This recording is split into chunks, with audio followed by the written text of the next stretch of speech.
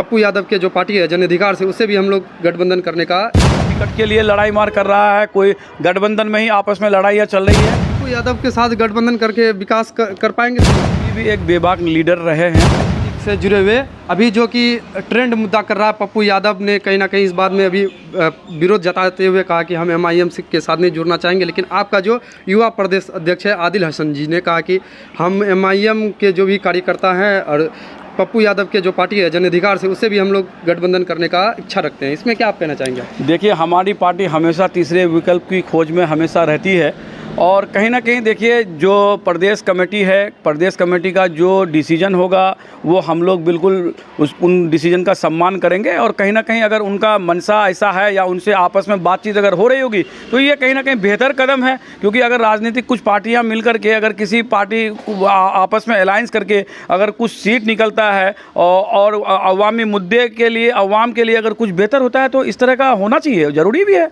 क्या पप्पू यादव के साथ गठबंधन करके विकास कर पाएंगे सीमांचल में? देखिए, पप्पू यादव जी भी एक बेबाक लीडर रहे हैं, ऐसी बात नहीं है। वो जो अवाम का मुद्दा जो है बेबाकी से उठाते हैं और बैरिस्टर असदुद्दीन अवैसी साहब की पार्टी में हम लोग हैं, हम लोगों का भी मेन मुद्दा वही रहता है कि अवाम का मुद्दा ही उठाना और जुल्म के खिलाफ लड़ाई लड़ना, यही हमारे पार्टी का मेन काम है।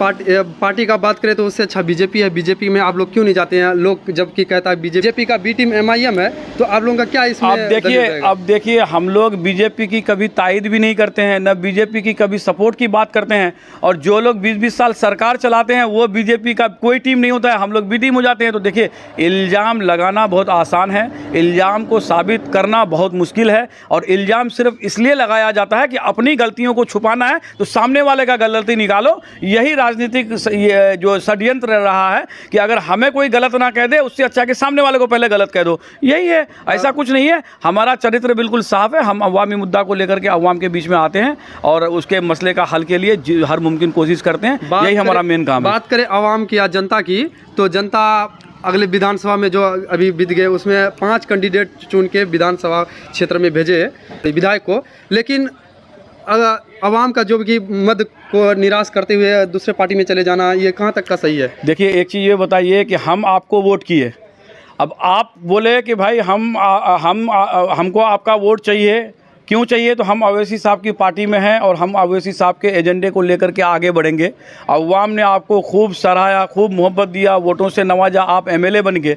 और आपका मनसा कुछ अलग ही था कि हमारा मनसा कि आगे ऐसी पार्टी का टिकट ले लेंगे कि काम करें या नहीं करें अवाम वोट दे देगी। लेकिन आने वाला वक्त जो है, अगर आप लोग और हम लोग अगर रहे हयात से तो 2025 का इलेक्शन भी देखेंगे और जो लोग भागे हैं उनका अब हस्र भी देखिएगा कि अवाम उसके साथ क्या करती है। इसीलिए ये अवामी बात है, अवाम ने उनको मोहब्बत से नवाजा, उनको वोट दिया। अब 2025 में अवाम उनके साथ क्या करती है ये भी आप देखेंगे। आप बात करें चुनाव की, 2024 लोकसभा चुनाव जो आ रहा है हमारे किशनगंज क्षेत्र में, MIM का क्या चेहरा रहेगा इस बार की? बिल्कुल ये चेहरा देखिए, अब तक तो सब लोग टिकट के लिए लड़ाई मार कर रहा है, कोई गठबंधन में ही आपस में लड़ाइयाँ चल रही है। पूरे बिहार में इकलौता टिकट कंफर्म है जनाब अख्तुल ईमान साहब का कि वो लोकसभा उम्मीदवार किशनगंज से हैं।